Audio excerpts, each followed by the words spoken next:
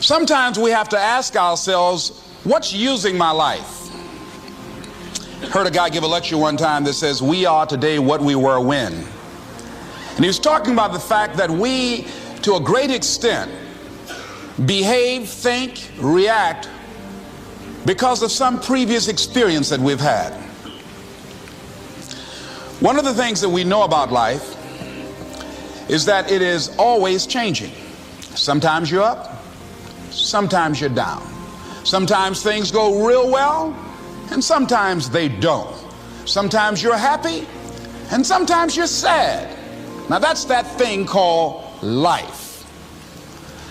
And when we begin to understand and know that, accepting that reality that we will never ever have things just on an even keel all the time, that you're going to have some ups and you're going to have some downs, but during those down moments, that's where the growth takes place. That's where the work is. See, anybody can feel good when they have their health, their bills are paid, they have happy relationships, business is successful. Anybody could be positive then. Anybody can have a larger vision then. Anybody can have faith under those kinds of circumstances. Am I correct?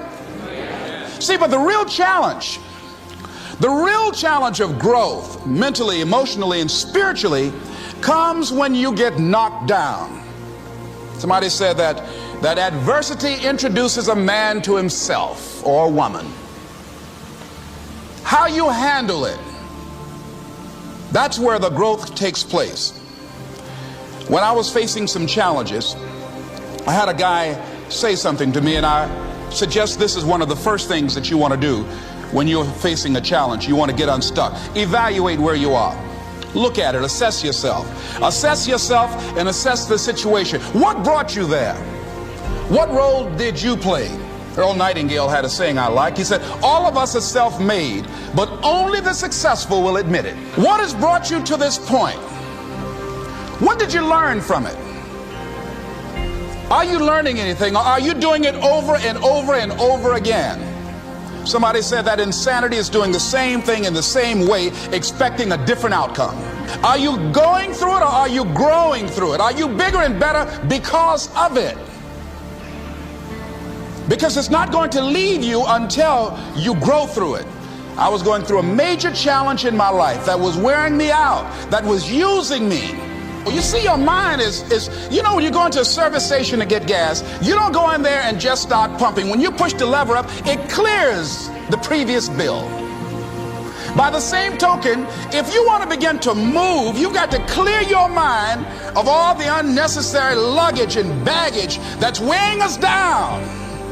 I couldn't move, I couldn't think about what am I going to do to get out of this situation, because I was so concerned about what happened and what he did to me and how bad it was. I was so stuck in that I couldn't even focus on what I should have done. Feeling sorry for myself and angry, and none of that was taking me anywhere. So pretty soon I learned through effort, made a conscious, deliberate, determined effort. I had to let it go. I had to forgive it. Let it go and begin to focus on developing myself. And I say to you, you're going to have people to do things to you. Things are going to happen to you. And the most important thing to do is to harness your will and let it go and move so you can grow, so you can get on with your life. It doesn't matter about what happens to you. What matters is, what are you going to do about it? All of us have experienced some tragedy, and if we haven't, we will.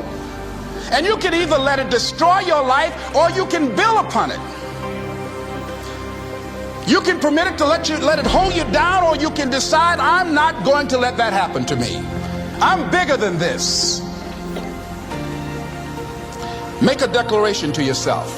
Declare all out war that you're going to get out of this rut. I don't care how good you are. I don't care how talented you are. I don't care how much you work on yourself. There are some times when things aren't going to go right.